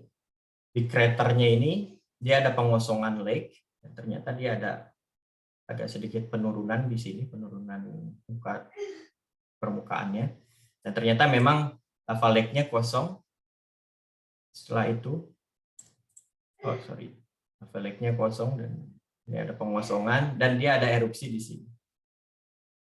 Seperti ini. Jadi ini mekanismenya sebenarnya kalau kita baca banyak di paper, hampir sama seperti baradar bunga itu, dia ada sentralnya. Kalau di baradar bunga itu ada sentral seperti ini, dan dia ada sedikit subside yang mendorong magma akhirnya erupsinya di sana jauh dari tempatnya, di sekitar sini erupsi. Seperti itu. Dan ini kita bisa konfirmasi antar lintas data seperti menggunakan INSAR tadi, atau kita mau menggunakan teknik yang seperti tadi Mas Herlan sampaikan, dari amplitudenya atau backscatter-nya pun bisa terlihat bahwa di sini asalnya seperti ini, dan ternyata tiba-tiba ada penurunan amplitude atau backscatter. Nah, ada apa ini? Kita patut curiga juga di sini. Dan selama erupsi yang bisa kita lakukan, tentunya analisis temperaturnya, ke arah mana atau erupsi kronologinya, ke arah mana lavanya sampai dia berhenti erupsi, dan kita bisa hitung durasi, bisa kita hitung fluxnya berapa sampai akhir erupsi. Dan di sini kita bisa juga mengestimasi volume dari sini. Dan juga kita bisa membuat pemodelan, kita dapat temperatur, dan kita tahu jenis-jenis lavanya, misalnya ada yang seperti Pahoehoe atau AA lava yang rough, kita bisa modeling crust-nya dan liquid-nya, dan kita bisa dapat ketebalan lavanya dari satelit. Dan setelah itu kita bisa koneksikan dengan lapangan, pengukuran di lapangan seperti apa. Seperti itu, walaupun di sini saya ada miss di sini, miss thickness. Tapi ini untuk preliminary result dari satelit cukup menjanjikan. Kita bisa membuat 3D modelnya seperti apa, pure dari thermal model. Nah, setelah erupsi selesai, apa yang bisa kita lakukan? Tentunya bisa kita menggunakan, di sini menggunakan data hyperspektral, di mana banyak band yang kita gunakan. Jadi kita bisa analisis mineraloginya yang ada di hasil erupsi tersebut. Misalnya di fan ini ada oksidasi, dan ada deposit sulfat mineral, dan pada umumnya batuannya di sini basal. Gitu. Dan lagi kita bisa menggunakan LiDAR ataupun seperti Mas Herlan tadi, fotogrametri untuk melihat morfologinya, dan kita cocokkan bagaimana sih ini terbentuknya saat erupsi. Misal ini ada yang seperti ini, seperti lidah-lidah seperti ini di sisi lavanya. Ini tuh apa sih, bagaimana proses ini terbentuk. Kalau kita koneksikan dengan saat erupsi, ini namanya yang disebut breakout. Breakout itu seperti apa? Saat lava mengalir seperti ini, dia lama-lama inflasi karena bagian atasnya ini pasti dia cooling, mendingin. Dan dia tapi supply magma dari fan-nya terus. Makanya dia terinflasi sampai akhirnya ada crack dan breakout. Nah, ini breakout inilah yang bisa kita teliti. Seperti itu. Ini pun morfologi seperti ini banyak dijumpai di muda lah ya, geologi muda seperti di Iceland dan juga di Hawaii. Dan kalau di planet-planet seperti di Mars, ini banyak kita jumpai morfologi seperti ini. Makanya banyak juga penelitian seperti ini digunakan untuk planet lain, seperti di Mars atau di Io, itu satelitnya Jupiter. Nah, ini seperti di Io, kita bisa thermal mapping dari satelit Galileo namanya, untuk melihat aktivitas volcano di sana cukup banyak ternyata ya. Jadi nggak di bumi aja aktivitas volcano itu. Di Mars pun ada sign-nya dulu, cukup aktif Mars. Kalau Io sangat aktif, Venus pun sangat aktif tapi tidak terlihat sekarang karena ada ditutup pemanasan global yang ekstrim kan di Venus. Ini dari Galileo. Ini di daerah, ini cukup besar lava flow-nya kalau nggak salah, hampir 3 kali Laki kalau nggak salah, erupsi Laki di Iceland. Nah, kalau kita sudah punya fundamental seperti tadi, itu penelitian dari volcano remote sensing. Sekarang apa sih masa depan volcano remote sensing? Ini tuh sama seperti masa depan dunia lah istilahnya. Segala era sekarang itu sudah terbuka segalanya. Data-data bumi pun sudah terbuka. Seperti sekarang kita akses video terbuka di YouTube, akses belajar terbuka banyak, coding dan lain-lain di GitHub. Nah, sekarang era penelitian kebumian pun termasuk volcano remote sensing sudah masuk ke era ini, atau disebut juga digital earth, di mana akses semua data atau kita sebut big data, semua extensive analysis, semua ada di dalam satu platform. Nah, maka dari itu untuk volcanic eruption di sini kita membutuhkan apa yang disebut cloud computing for volcanoes. Jadi komputasi awan untuk gunung api. Nah, sekarang sudah ada tiga besar lah istilahnya yang sering saya pakai untuk processing di cloud. Salah satunya yang paling utama Google Earth Engine, ini yang paling simple. Kedua Sentinel Hub, yang ketiga Planetarium Microsoft. Ketiga platform ini sangat menjanjikan, ataupun kita kalau punya akses terhadap data, kita bisa membuat cloud tersendiri. Tapi saya mau rekomendasikan ada namanya Google Earth Engine yang kita bisa gunakan untuk menganalisis apapun, tapi ini khusus volcanic eruption. Kita bisa gunakan ini sangat cepat, sekali klik kita bisa lihat hasil analisis kita, dan kita tidak perlu download data, kita tidak perlu mempunyai komputer yang canggih, dari HP pun bisa kita menggunakan Google Earth Engine ini. Karena mereka mempunyai infrastruktur komputer dan data manajemen yang baik. Di sini big datanya. Semua data satelit dari tahun 60-70 tersimpan dan kita bisa akses free. Yang perlu kita lakukan hanya coding. Terus kita coding. Ini seperti penelitian saya yang dulu masih manual, saya gunakan Google Engine. Ini hasilnya hanya run dan terlihat seperti fluxnya, temperaturnya seperti apa, dan keluar semua hasil visualisasi. Dan kita mau ganti data pun bisa, misal kita mau data yang temporalnya tinggi, yang di sini spasialnya tinggi, kalau kita mau temporal tinggi, kita bisa akses juga ini daily temperatur, dan kita lihat speed dari heat flux. Dan dari sini juga kita bisa kalkulasi discharge rate dan eruption volume-nya tanpa harus mendownload datanya.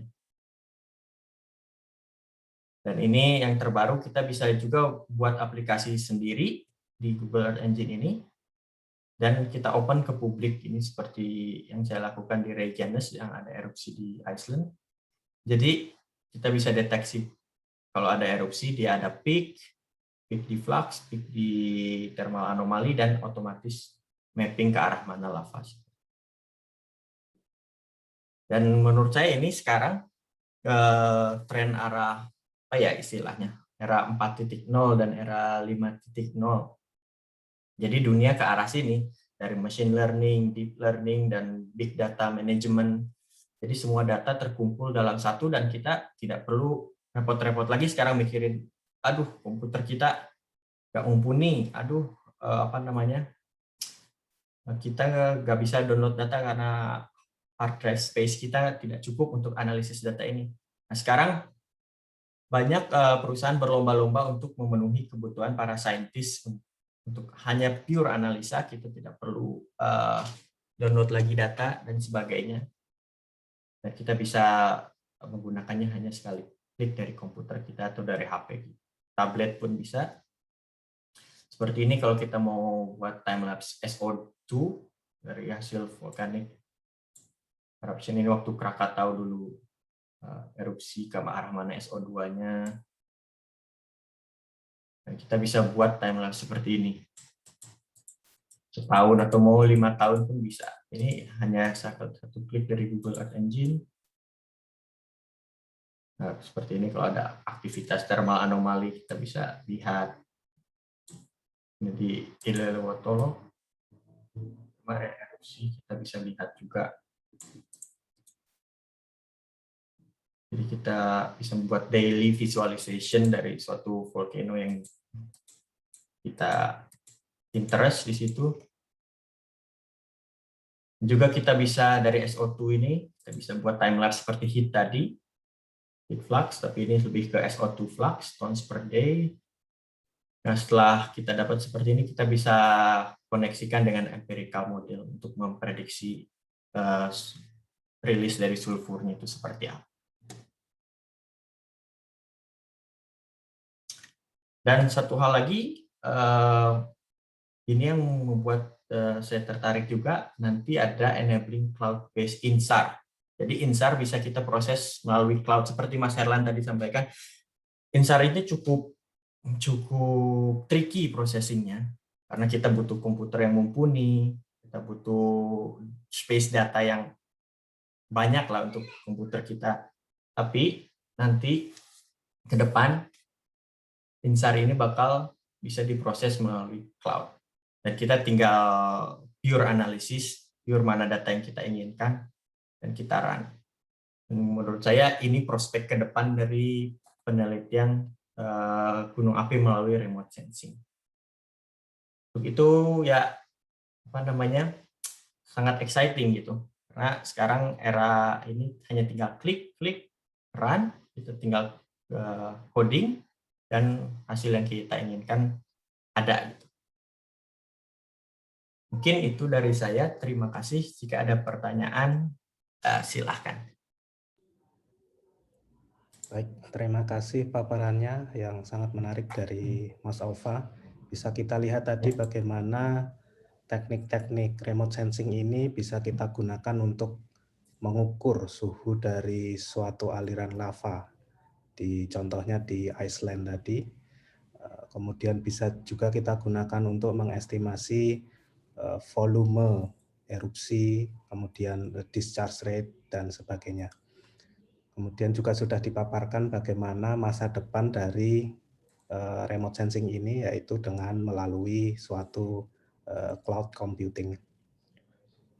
Sekarang kita buka lagi sesi tanya jawab. Silahkan bagi yang ingin bertanya kepada narasumber bisa melalui kolom chat ataupun bertanya langsung kepada narasumber. Kami persilakan.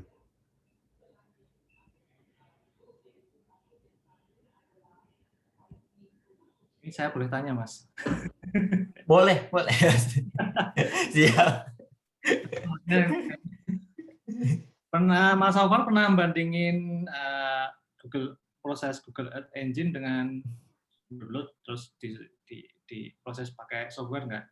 Hasilnya ada perbedaan nggak? Misalkan value-nya beda atau mungkin kalau image-nya mungkin sama ya, tapi kalau value-nya hasil analisisnya beda misalkan. Ya, pernah Mas. Tentunya yang beda itu ada. Kalau biasanya resolusi kadang. Kalau kita ekspor resolusi berbeda. Dan ternyata emang saya olah-olah lagi sedikit. Ternyata waktu ekspor itu kita harus detailkan, value-nya harus integer yang seperti ini, harus sesuai sama yang kita inginkan. Karena kalau di Google Earth Engine kalau kita zoom itu berubah, Mas. Value kalau kita zoom di Google Earth Engine-nya ya. Karena dia menyesuaikan resolusi zooming kita. Maka dari itu kita harus istilahnya itu mensaklekkan nilainya gitu. Saya pengen zoom in di level segini, jadi nilainya nggak akan berubah. Kalau nilai pixelnya juga nggak berubah? Nggak. Ya. Kalau kita ekstraknya sesuai dengan, misalnya resolusi awal itu 30 meter, kita ingin 30 meter juga. Kecuali kalau kita zoom in lagi ke 10 meter, nah itu berubah karena dia di mosaik dan lain-lain. Oke. Iya. Terima kasih. Ya, sama Mas. Kemudian ini ada pertanyaan dari Fatia. Pertanyaannya terkait analisis hyperspektral pada gunung api. Apakah menggunakan sumber data atau produk yang sama dengan yang sering digunakan untuk vegetasi? Satelit atau produk data hyperspektral mana saja yang umum digunakan untuk kasus gunung api?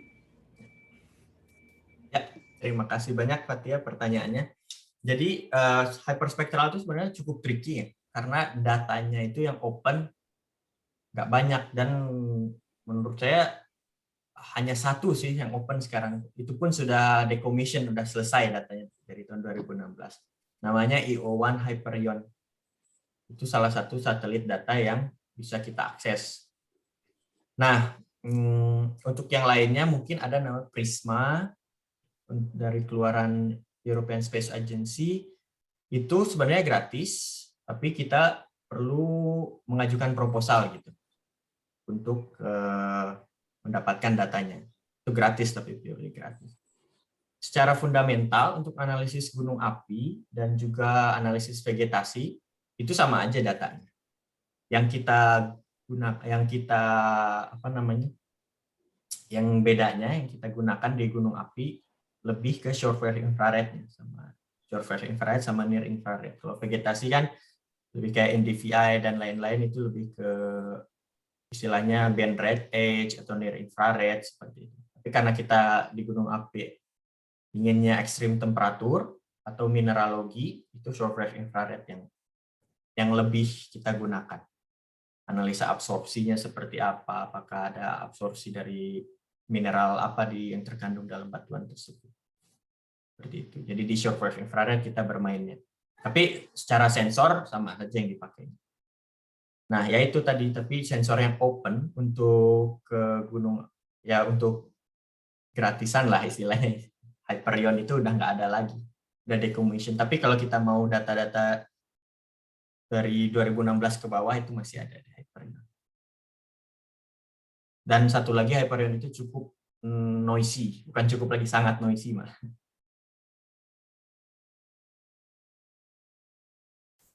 Nah, bagaimana? Fatia sudah terjawab?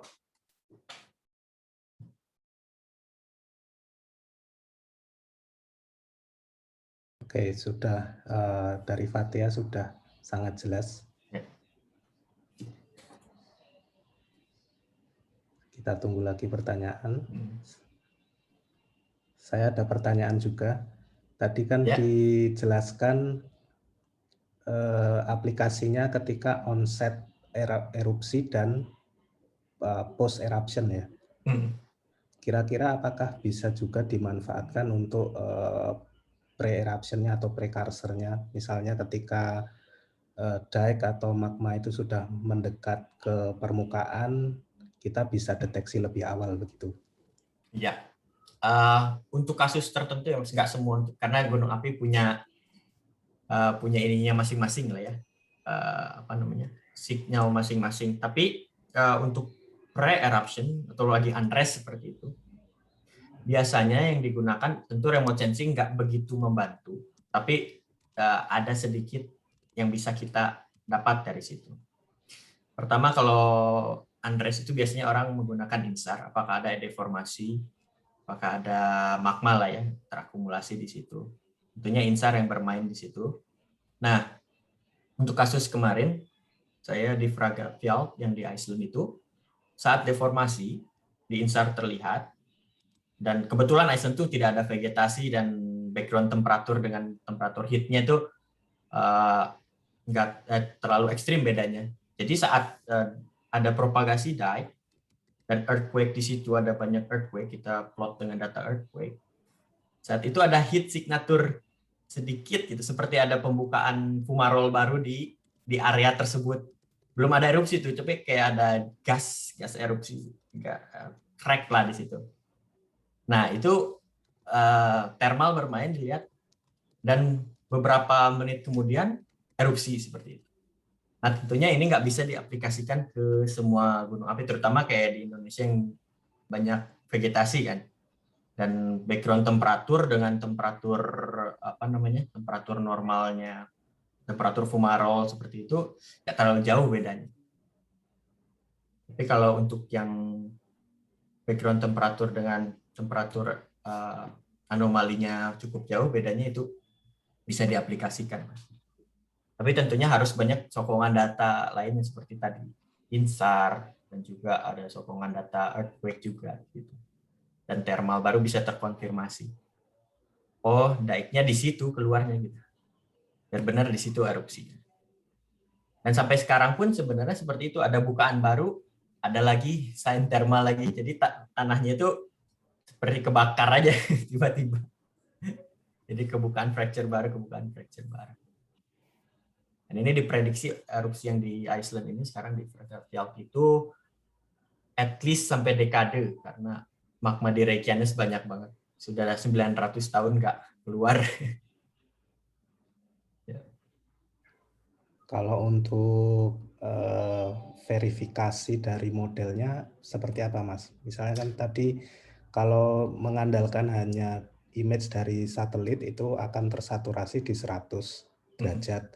Kemudian dengan model maka bisa kita perbaiki nilai yang seharusnya misalnya menjadi suhu lava itu 1000 derajat. Ya. Bagaimana kita memverifikasi hasil dari model tersebut? Ya. Kalau verifikasi biasanya kita di lapangan sih pakai thermal kamera.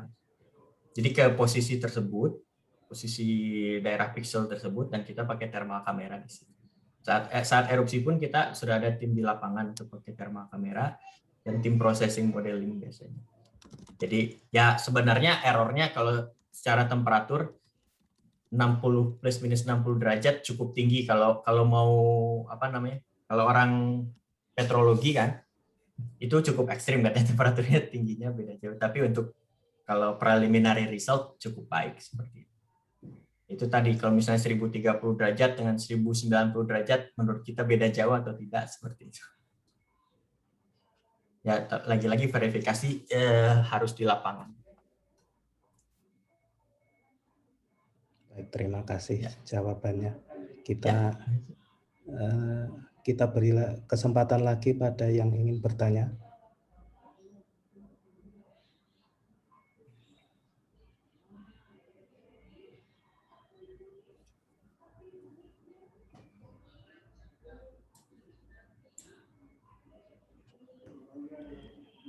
Izin, saya ingin bukan menanggapi sih ya, tapi kita diskusi saja ya. Ya. Saya jadi ingat ya, jadi salah satu tadi kan trigger saya itu ingat prekursor gitu. Ya. 2016 itu ada Kelut kan ya, meletus. Gunung Kelut meletus. Nah itu kita salah satu tekniknya itu melakukan dengan GNSS remote sensing. Selama ini kan GNSS itu banyak bicara terkait dengan deformasi, magma intrusion gitu ya, setahu sependek yang saya tahu. Jadi kemudian kita menganalisanya dari atmospheric perturbation, total electron content. Saya kira ini peluang baik ya, karena di beberapa pos pengamatan telah dilakukan instalasi stasiun GPS. Jadi salah satu teknik remote sensing untuk mengetahui atau monitoring dari kegiatan magma atau minimal mendapatkan satu insight itu salah satunya dengan total electron content. Dan ini juga ketika terjadi di Kelut itu terbukti sih kurang lebih sekitar berapa ya, sampai setengah jam lah. Jadi kalau kita plot datanya, data total electron content-nya itu Kelut itu mulai kegiatannya 8:30 malam ya, itu sudah mulai mau meletus gitu ya. Meletusnya di jam 10 malam itu. Nah, itu bisa terdeteksi dengan baik. Jadi ada semacam grafiknya itu meningkat kandungan elektronnya. Nah, ini juga saya kira ini menjadi opportunity lah di Indonesia yang wilayah gunung apinya lebih dari 120. Jadi itu bisa teman-teman atau rekan-rekan di Volcano bisa melakukan kegiatan ini. Ada yang pernah dengar kali ya? Gitu. Terima kasih. Iya. Ya, makasih Mas Aditya atas insight-nya. Saya sebenarnya nggak terlalu familiar sih sama itu, tapi pernah dengar gitu dari total electron content. Saya belum baca lebih jauh, tapi menarik untuk dieksplorasi lebih lanjut buat teman-teman yang misalnya familiar dengan ini dan ada insight baru nanti seperti apa untuk prekursor. Benar kan, Mas Andika? Iya. Ya, kalau saya pribadi sih belum familiar ya dengan total electron content. Tapi bisa juga seperti misalnya kita punya, lagi-lagi kalau kita berbicara dengan erupsi gunung api, prekursor dan sebagainya, itu kita nggak bisa berbicara satu data. Data itu harus bersinergi semua. INSAR confirm kah, deformasi GPS confirm kah, thermal confirm kah, dan mungkin tadi total electron content confirm kah, seperti itu. Jadi semuanya harus confirm untuk ini ada sesuatu, untuk ada sesuatu. Seperti yang Mas Herlan tadi sampaikan juga, kalau di Indonesia INSAR pun kan atmosfernya ya ada atenuasi juga kan di INSAR-nya. Apakah dengan GPS di lapangan dia confirm kah, atau INSAR saja yang confirm. Jadi memang data integrasi ini sebenarnya penting juga. Nah, ini salah satu challenge juga di Volcano seperti itu. Jadi semua data harus terconfirm. Dan itu kalau ada yang total electron content untuk prekursor bisa mendeteksi juga, bisa jadi data tambahan juga untuk konfirmasi ya, ada sesuatu gitu. Nah, terima kasih Mas Aditya insight-nya.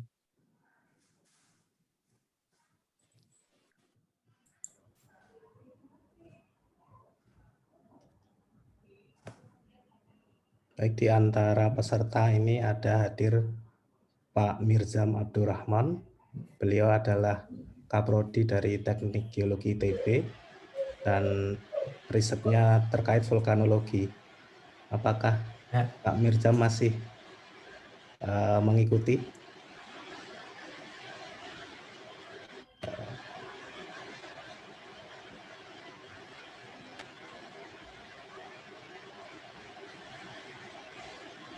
Halo Pak Mirzam. Oh, sepertinya beliau sedang masih tidak ada sih di situ. Ya. Oke, kita tunggu kalau ada pertanyaan lagi dari peserta. Kami persilahkan. Ini ada pertanyaan dari Hasan Arif Effendi.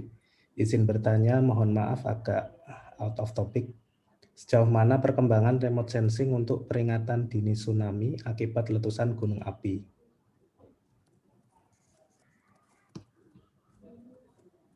Ini pertanyaan mungkin untuk bisa dijawab oleh Mas Erlan juga atau bisa. Mas Aufa, silahkan. Mas Erlan kebetulan Krakatau juga kan tsunami. Ya. Mungkin Mas Erlan dulu ya. Bisa. Tadi apa pertanyaan tentang tsunami ya? Perkembangan remote sensing untuk peringatan dini tsunami akibat letusan gunung api. Ya, ini contoh kasusnya seperti Krakatau. Dari mungkin banyak ketika Krakatau mau erupsi itu, mau kolaps itu, dari satelit bisa lihat ada deformasi, kemudian ada retakan-retakan baru itu terpetakan. Itu paper terbarunya, saya lupa. Setelah Thomas Walter, Liu, ada yang baru di Nature Communication, saya lupa, dia pakai data Sentinel, kemudian ada yang berbahaya juga, ada Terasar X, dan sebagainya. Ternyata memang pusat sumber erupsinya itu dia kayak dinamis gitu loh, tidak di satu titik, tapi ada pergerakan di situ. Nah, di situ sudah ada indikasi bahwa mungkin ada retakan baru gitu ya di lerengnya. Kemudian secara bentuk juga geomorfologi itu sebenarnya papernya Giacetti itu yang sangat menggambarkan bahwa secara geomorfologi dari damnya sudah terlihat bahwa ini ada potensi longsor, ada potensi flank collapse gitu. Jadi ya dari satelit misalkan SLTM jelek ya resolusinya, tapi bisa menggambarkan geomorfologinya lah, geomorfologi, karena ya flank collapse itu ya bentuk gunungnya nanti ada skarnya seperti tapal kuda dan sebagainya, itu sudah sangat umum di gunung api collapse. Kemudian kalau misalkan, jadi kalau tsunami itu nggak hanya flank collapse ya, awan panas pun bisa jadi men-trigger tsunami. Tapi memang nggak sebesar flank collapse-nya anak Krakatau. Di awan panas itu bisa saja men-trigger tsunami ya. Kalau dari satelit mungkin ya dari sisi deformasinya bisa dilihat, terus fracture development-nya juga bisa dilihat, dan yang jelas seismisitas. Jadi jangan hanya mengandalkan satelit,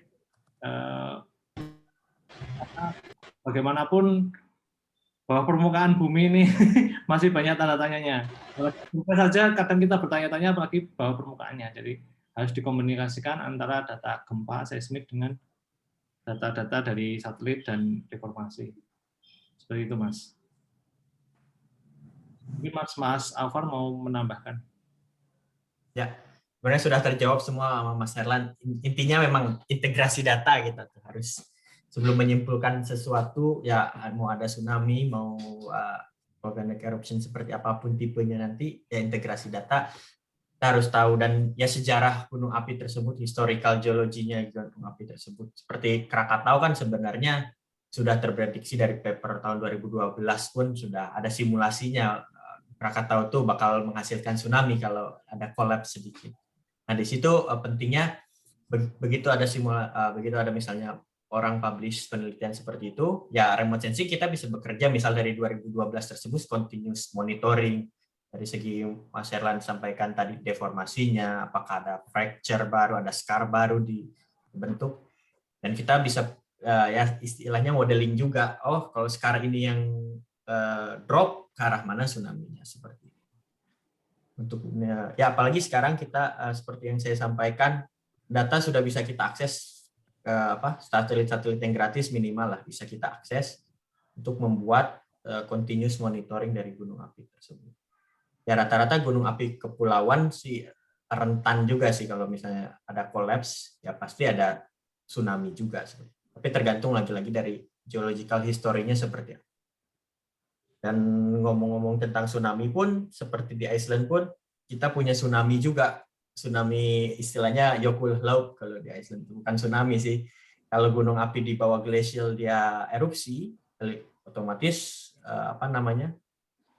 ada air lah, mencair kan glasialnya. Ada tsunami tahun 96 dulu kan, sama 2010 yang Eyjafjallajökull yang erupsi, outburst dari Jökulhlaupnya dia habis jalan semua. Jadi kita harus tahu juga tipe gunung apinya. Oh, ini potensi bencananya seperti apa nih ya? Yang tadi di Iceland, oh kalau ini mencair, berarti ada air, luas semua. Nah, kalau yang di kepulauan seperti Krakatau, oh di bawahnya Krakatau tuh kaldera juga besar seperti itu kan. Dan kalau di sini kurang stabil lerengnya, nah kalau itu turun ya sama seperti kita jatuhkan sesuatu batu ke baskom seperti itu langsung kan. Nah, kita harus tahu juga historical. Dan ya itu integrasi data seismisitas, remote sensing dari segi batuannya juga, petrologi, geochemistry-nya semua harus lengkap untuk buat kronologi modeling yang tepat. Mungkin seperti itu.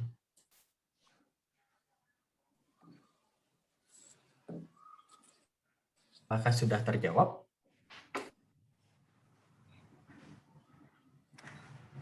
Ya, dari Mas Hasan sudah menyampaikan terima kasih atas jawaban dari para narasumber.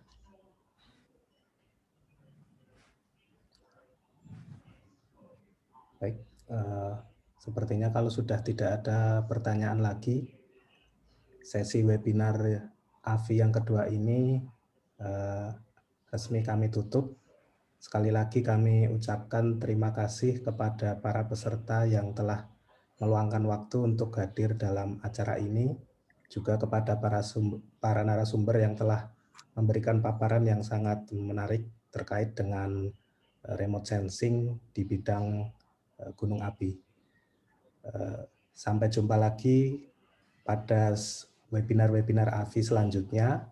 Wassalamualaikum warahmatullahi wabarakatuh. Waalaikumsalam.